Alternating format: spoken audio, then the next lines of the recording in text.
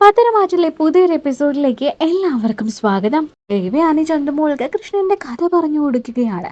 ആ സമയത്താണ് ജലജ കുഞ്ഞുമായിട്ട് വരുന്നത്. ആ കൊച്ചു കുഞ്ഞിനെ കാണുമ്പോൾ ചന്തുമോൾക്കും അതിനെ കളിപ്പിക്കാനായിട്ട് ഭയങ്കര ആഗ്രഹം തോന്നുകയാണ്. ജലജയും മോന്റെ ചേച്ചിയാണല്ലോ ഇത് എന്ന് പറഞ്ഞിട്ട് ചന്തുമോളുടെ അടുത്തേക്ക് കുഞ്ഞിനെ കൊണ്ടുപോകുന്നു. അങ്ങനെ ചന്തുമോള് കുഞ്ഞിനെ കളിപ്പിച്ചുകൊണ്ടിരിക്കുന്ന സമയത്ത് അവിടേക്ക് നവ്യ വരുന്നു. അത് കാണുന്ന ജലജയും ഇവളിപ്പോ ഇവിടെ വന്നാൽ എന്ത് സംഭവിക്കുമെന്ന് ഞാനിങ്ങനെ മനസ്സിൽ കരുതിയതാണ്. അതുപോലെ തന്നെ സംഭവിച്ചു. അവളിവിടെ വന്നു, എന്തായാലും ഒരു പ്രശ്നം ഉണ്ടാകുമെന്ന് പറഞ്ഞ് ജലജ സന്തോഷിക്കുകയാണ്. ദേവേനയുടെ മടിയിലാണ് കേട്ടോ കുഞ്ഞ്. അപ്പോൾ നവ്യയും അമ്മായി അമ്മായി എന്താ കാണിക്കുന്നേ എന്ന് പറഞ്ഞ് കുഞ്ഞിനെ നമ്മുടെ ദേവയാനിയുടെ കയ്യിൽ നിന്നും തട്ടിപ്പറിക്കുന്നു. അമ്മായി എൻ്റെ കുഞ്ഞിനെ എടുക്കണമെന്ന് എനിക്ക് ഭയങ്കര ആഗ്രഹമുണ്ടായിരുന്നു, അമ്മായി കളിപ്പിക്കണമെന്നും. പക്ഷേ എനിക്ക് ഇവളുടെ അടുത്തേക്ക് എൻ്റെ കുഞ്ഞിനെ കൊണ്ടുപോകുന്നത് എനിക്ക് ഇഷ്ടമല്ല. എൻ്റെ അനിയത്തിയുടെ കുഞ്ഞല്ലല്ലോ ഇവൾ. എൻ്റെ അനിയത്തിയുടെ കുഞ്ഞായിരുന്നെങ്കിൽ ഒരു പക്ഷേ ചേച്ചിയും അനിയനും കൂടി കളിച്ചോട്ടെ എന്ന് ഞാൻ വിചാരിക്കും, അവരെ തമ്മിൽ സ്നേഹത്തോടെ പൊയ്ക്കോട്ടെ എന്ന് ഞാൻ വിചാരിക്കും. പക്ഷെ ഇതങ്ങനെയല്ല. അപ്പോൾ ദേവയാനി പറയുന്നത് ആദർശിന്റെ കുഞ്ഞല്ലേ, അതിന് എന്താ പ്രശ്നം? ചന്ദമോൾ എന്ത് തെറ്റാ ചെയ്തത്? ആദർശേട്ട കുഞ്ഞാണ്, പക്ഷേ എൻ്റെ അനിയത്തിയുടെ കുഞ്ഞല്ല. ഇതെനിക്ക് ഒരിക്കലും അംഗീകരിക്കാൻ പറ്റാത്തൊരു കാര്യമാണ്. എൻ്റെ കുഞ്ഞിനെ ഇവളുടെ അടുത്ത് കളിപ്പിക്കാൻ വേണ്ട, ഒന്നും വേണ്ട. ഇനി എൻ്റെ കുഞ്ഞിൻ്റെ ചേച്ചിയാണ് ഇവളെന്ന് പറഞ്ഞു കൊടുക്കുകയും വേണ്ട. അങ്ങനെ ദേഷ്യത്തോടെ ജലജയും നോക്കുന്നു. എന്നിട്ട് ജലജയോട് പറയുന്നുണ്ട്, അമ്മ എന്തിനാണ് കൊച്ചിനെ അമ്മായിയുടെ കയ്യിൽ കൊടുത്തതെന്ന്. മോളെ, അത് പിന്നെ അമ്മായിയാണല്ലോ നിന്റെ കൊച്ചിൻ്റെ അമ്മൂമ്മയാണല്ലോ, അതുകൊണ്ട് ഞാൻ കൊടുത്തതല്ലേ.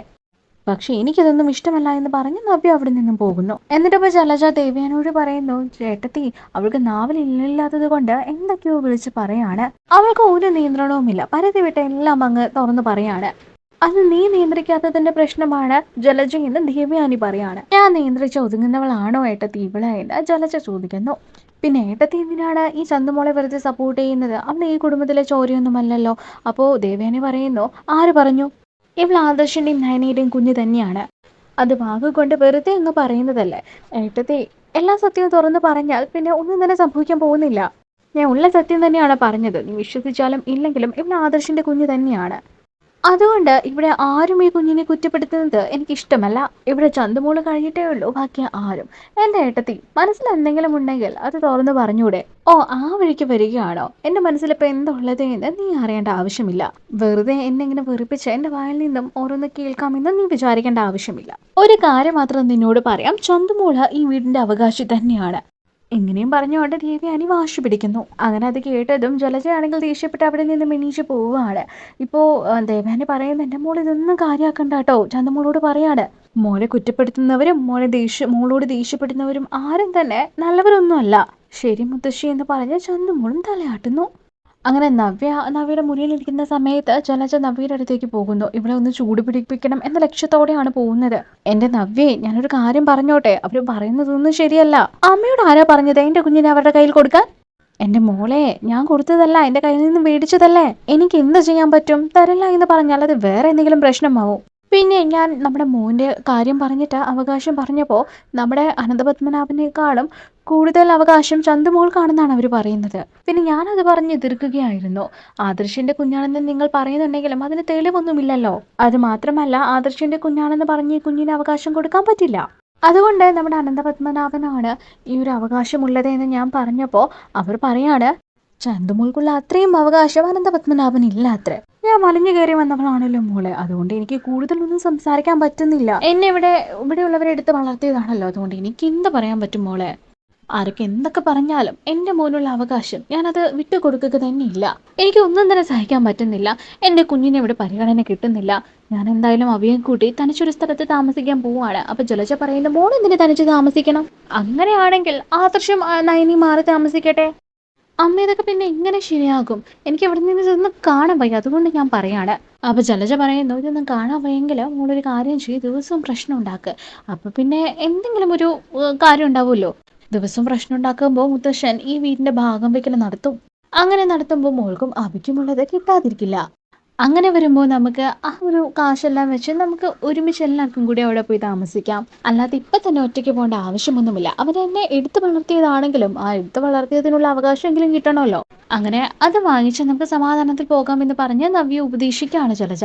എന്തോ ഇപ്പൊ പോലീസ് വണ്ടിയിൽ പോയിക്കൊണ്ടിരിക്കുന്ന സമയത്ത് പെട്ടെന്ന് ഒരാളെ ഹെൽമെറ്റ് ഇട്ടുകൊണ്ട് അവളുടെ വണ്ടിക്ക് മുന്നിൽ വന്ന് നിൽക്കുന്നു. ആരാ അത് എന്ന് നന്ദു ചോദിക്കുകയാണ്. അത് കേട്ടതും തലയിൽ നിന്നും ഹെൽമെറ്റ് ഊരി നോക്കുമ്പോൾ അത് മറ്റാരുമല്ല, നമ്മുടെ അനിയായിരുന്നു. അവനെ കണ്ടതും അവൾ ആകെ ഷോക്കായി പോയി, അമ്പരന്ന് പോയി. ഡ്രൈവർ ചോദിക്കുന്നു, എന്നാ മാഡം ഞാൻ പോട്ടെ? വേണ്ട, ഇത് ഞാൻ ഡീൽ ചെയ്തോളാം. അവൻ ജീപ്പിൽ നിന്നും ഇറങ്ങിയിട്ട് അനിയോട് ചോദിക്കുന്നുണ്ട്, അനി എന്താ ഇത്? നിനക്കെന്താ പറഞ്ഞ മനസ്സിലാവില്ലേ? നീ എന്തിനാണ് വണ്ടിക്ക് വട്ടം ചാടിയത്? അനി പറയുന്നു, മാഡം ഞാൻ ചെയ്തത് തെറ്റല്ലേ? മാഡം ഒരു കംപ്ലൈന്റ് രജിസ്റ്റർ ചെയ്യ്. ഇങ്ങനെ ഞാൻ പോലീസ് വാഹനത്തിന്റെ മുകളിലേക്ക് എടുത്ത് ചാടി, അതുകൊണ്ട് തന്നെ ലോക്കപ്പിലാക്ക്. ഞാൻ അങ്ങനെ ഒരിക്കലും ചെയ്യില്ല എന്ന് നിനക്ക് നന്നായിട്ട് തന്നെയാണ്. പിന്നെ എന്തിനാണ് ഇങ്ങനെയെല്ലാം കാണിക്കുന്നത്? അപ്പൊ നമ്മുടെ അനി പറയുന്നു, നന്ദു നിനക്കൊരു കാര്യം അറിയില്ലേ? എനിക്ക് നീയല്ലാതെ മറ്റാരെയും തന്നെ ഇഷ്ടപ്പെടാൻ സാധിക്കില്ല. നീ മറ്റൊരാളെ വിവാഹം കഴിക്കുന്നതും അതെനിക്ക് അക്സെപ്റ്റ് ചെയ്യാനായിട്ട് സാധിക്കില്ല. സ്റ്റേഷനിലേക്ക് നിന്നെ കാണാൻ വേണ്ടി വന്നപ്പോ നീ എന്നെ കാണാൻ സമ്മതിച്ചില്ല. ഒരു കാര്യം ഞാൻ തീർത്തും പറയാം, എനിക്ക് നീ ഇല്ലാതെ പറ്റില്ല. അപ്പോ അനിയോട് നമ്മുടെ നന്ദു പറയാണ്, അവൾ പറയുന്നു, അനി നീ ഒരിക്കലും സാധിക്കാത്ത കാര്യത്തെ പറ്റിയിട്ടൊക്കെയാണ് പറയുന്നത്. നിയമത്തിന് നിരക്കാത്ത കാര്യങ്ങളാണല്ലോ ഇത്. നീ വിവാഹം കഴിഞ്ഞൊരു പയ്യനാണ്. അങ്ങനെയുള്ളപ്പോ നിന്റെ ഭാര്യയെ ചതിച്ച് നീ മറ്റൊരു പെണ്ണിന്റെ പുറകെ നടക്കാണോ? നീ എന്തിനാ ഈ തെറ്റ് ചെയ്യുന്നത് എന്ന് ചോദിക്കുമ്പോ അനി പറയുന്നത്, നന്ദു വിവാഹം കഴിഞ്ഞിട്ടും വിവാഹം കഴിയാത്തൊരു പയ്യനെ പോലെ നടക്കുന്ന ഒരു പയ്യൻ എന്ന് പറ. ഒരിക്കലും ആ അനാമികയുടെ കൂടെ എനിക്ക് ജീവിക്കാൻ പറ്റില്ല എന്ന് നിനക്ക് നന്നായിട്ട് തന്നെ അറിയില്ലേ? നന്ദു പറയുന്നു, അനി നീ വിചാരിച്ചാൽ നിനക്ക് സന്തോഷമായിട്ട് അവളുടെ കൂടെ ജീവിക്കാം. നീ അവളെ സ്നേഹിച്ചു കഴിഞ്ഞാൽ അവൾ നിന്നെ തിരിച്ച് സ്നേഹിക്കും. അനി പറയാണ്, ഒരിക്കലുമല്ല, അവളുടെ ലോകം വേറെയാണ്. കണ്ടവന്മാരുടെ കൂടെ എല്ലാം ചുറ്റി നടന്ന് ഇപ്പൊ പോലും അവൾ വേറൊരുത്തനെ സ്നേഹിക്കുന്നുണ്ട്. അവന്റെ കൂടെ മാത്രമേ ജീവിക്കൂ. പിന്നെ അവൾക്ക് തലയെടുപ്പോട് കൂടി നടക്കണം. എന്റെ ഭാര്യയാണ്, അനന്തപുരി തറവാടിന്റെ മരുമകളാണ് എന്ന് പറഞ്ഞുകൊണ്ട് അതിനുവേണ്ടി മാത്രമാണ് അവൾ ഇങ്ങനെയെല്ലാം ചെയ്യുന്നത്, അല്ലാതെ എന്നോടുള്ള ഇഷ്ടം കൊണ്ടൊന്നും അല്ല. അതൊക്കെ കണ്ടെത്തിയാൽ നിനക്ക് തന്നെ മനസ്സിലാവും. ഇപ്പൊ നീ ഒരു പോലീസ് ഓഫീസർ അല്ലേ, അതുകൊണ്ട് അനാമിക ചെയ്യുന്ന ഈ പ്രവർത്തികളൊക്കെ നീ കണ്ടെത്ത്. ശരി, ആയിക്കോട്ടെ, പക്ഷെ എന്തൊക്കെയാണെങ്കിലും എനിക്ക് നിന്നെ കല്യാണം കഴിക്കാൻ പറ്റില്ല എന്ന് നന്ദു പറയാണ്. അതിന് ഒരുപാട് എതിർപ്പുകളുണ്ട്. കൂട്ടുകാരോട് പോലും ഞാൻ പറഞ്ഞിട്ടുണ്ട്, നിന്റെ പേര് പറഞ്ഞുകൊണ്ട് എന്റെ അടുത്തേക്ക് വരില്ലേ എന്ന്. നീ അങ്ങനെ പറഞ്ഞാലും അവരെന്തായാലും വരും. കാരണം അവർക്കറിയാം നമ്മൾ തമ്മിലാണ് ഒന്നിക്കേണ്ടതെന്ന്.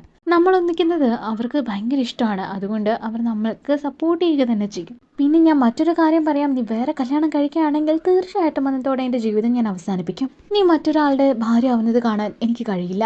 അതുകൊണ്ട് ജീവിതകാലം മുഴുവനും ഞാൻ കാത്തിരിക്കേണ്ടി വന്നാലും കാത്തിരിക്കും നിന്നെ കിട്ടുന്നത് വരെ.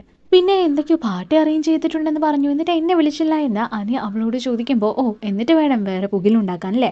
എന്താ നീ നിനക്ക് കാര്യം പറഞ്ഞാൽ മനസ്സിലാവില്ലേ എന്ന് നമ്മുടെ നന്ദു ചോദിക്കുന്നു. മനസ്സിലാവും, പക്ഷെ എന്നിരുന്നാലും ഞാൻ നിന്നെ വെറുതെ വിടാൻ ഉദ്ദേശിച്ചിട്ടില്ല എന്ന് നന്ദുവിനോട് അനി പറയുന്നു, എന്ത് തന്നെയാണെങ്കിലും ഈ യൂണിഫോമിൽ നിന്നെ കാണാൻ നല്ല ഭംഗിയുണ്ടെന്ന് പറയുന്നു. എടാ പോടാ, എന്നെ വെറുതെ ടെൻഷൻ എടുപ്പിക്കല്ലേ. ശരി, ഞാൻ ഇപ്പൊ പോകുന്നു, പക്ഷെ ഇനി ഞാൻ വരും.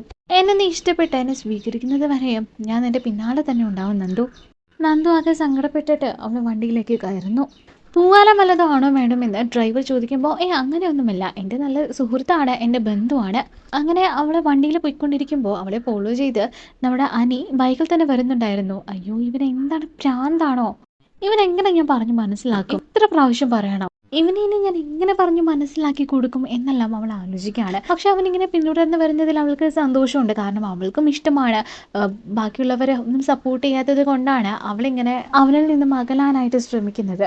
അവൾക്ക് സങ്കടമുണ്ട്, വിഷമമുണ്ട്, സന്തോഷമുണ്ട്, എല്ലാം കൂടിയിട്ടുള്ള ഒരു ഇമോഷൻ എന്ന് തന്നെ പറയാം. ഇപ്പൊ കനകയാണെങ്കിൽ വീട്ടിൽ ഭക്ഷണം ഉണ്ടാക്കിക്കൊണ്ടിരിക്കുന്നു. ഒറ്റയ്ക്കാണ് ഉണ്ടാക്കുന്നത്. അപ്പോൾ നന്ദു അവിടേക്ക് വന്നിട്ട് അമ്മയോട് പറയുന്നുണ്ട്, അമ്മ ഭക്ഷണം ഉണ്ടാക്കുകയാണോ? അമ്മയോട് ഞാൻ പറഞ്ഞതല്ലേ ഒറ്റയ്ക്ക് ഉണ്ടാക്കല്ലേ എന്ന്. അതൊന്നും കുഴപ്പമില്ല, ഞാനത് ഒറ്റയ്ക്ക് ഉണ്ടാക്കിക്കോളാം. നന്ദു പറയുന്നു, അമ്മേ ഇന്ന് പാർട്ടിയാണല്ലോ, പുറത്ത് വെച്ച് ഭക്ഷണം കഴിക്കണ്ട, അമ്മയുടെ കയ്യിൽ നിന്ന് തന്നെ ഭക്ഷണം കഴിക്കണമെന്ന് പറഞ്ഞാണ് അമ്മയെ കൊണ്ട് ഞാൻ ഇവിടെ ഉണ്ടാക്കാൻ പറഞ്ഞത് ഭക്ഷണം. അതുകൊണ്ട് നന്നായിട്ട് ഉണ്ടാക്കണേ എന്ന് പറയുന്നു. അതൊക്കെ ഞാൻ ഉണ്ടാക്കിക്കോളാം, പക്ഷെ എന്ത് വേണമെന്ന് മോള് പറഞ്ഞാൽ മതി. അമ്മ ആദർശേട്ടനും നയനേച്ചിയും അബിയും പിന്നെ നവ്യേച്ചിയും എല്ലാവരും ഇവിടേക്ക് വരുന്നുണ്ട്. അതുകൊണ്ടാണ് പറഞ്ഞത് ഒറ്റയ്ക്ക് ഭക്ഷണം ഉണ്ടാക്കി കഷ്ടപ്പെടണോ, ആരെങ്കിലും വിളിച്ചുകൂടെ എന്ന്. അതൊന്നും വേണ്ട, ഞാൻ ഒറ്റയ്ക്ക് ചെയ്തോളാം. ആദർശ് വരുന്നുണ്ടോ എന്ന് ചോദിക്കുമ്പോൾ ആ അമ്മ ആദർശേട്ടൻ വരുന്നുണ്ട്. ആദർശിനെ കാണുമ്പോൾ അമ്മയ്ക്ക് ഇപ്പോഴും ഒരു ദേഷ്യമൊക്കെ ഉണ്ട്. ആദർശിനെ ഉൾക്കൊള്ളാനോ സ്നേഹിക്കാനോ അങ്ങനെ അമ്മയ്ക്ക് കഴിയുന്നില്ല. നന്ദു പറയുന്നു, അമ്മ മനസ്സിൽ സംശയം വെച്ചുകൊണ്ട് ആദർശേട്ടനെ കുറ്റം പറയരുത്. ആദർശേട്ടൻ ഒരു പാവമാണ്, ഒരിക്കലും ആ മനുഷ്യൻ തെറ്റ് ചെയ്യില്ല എന്ന് എനിക്ക് ഉറപ്പുണ്ട്, 100% ഉറപ്പുണ്ട്. മോളെ ഒന്ന് ആലോചിച്ച് നോക്കുക, ആദർശ് തന്നെയാണ് പറയുന്നത് തെറ്റ് ചെയ്തത് ആദർശാണെന്ന്. അങ്ങനെയുള്ളപ്പോ ആദർശ് തെറ്റ് ചെയ്തില്ല എന്ന് ഇങ്ങനെ നമ്മളെ കൊണ്ട് വിശ്വസിക്കാൻ സാധിക്കുമെന്ന് പറയുന്നു. അപ്പോൾ നന്ദു പറയുന്നു, അമ്മ ഞാനാണ് പറയുന്നത്, പോലീസ് മൈൻഡുള്ള ഒരു പെൺകുട്ടിയാണല്ലോ ഞാൻ ഒരു പോലീസുകാരിയാണല്ലോ, അത് വെച്ചാണ് ഞാൻ പറയുന്നത്. ആദർശേട്ടൻ ഒരിക്കലും തെറ്റ് ചെയ്യില്ല.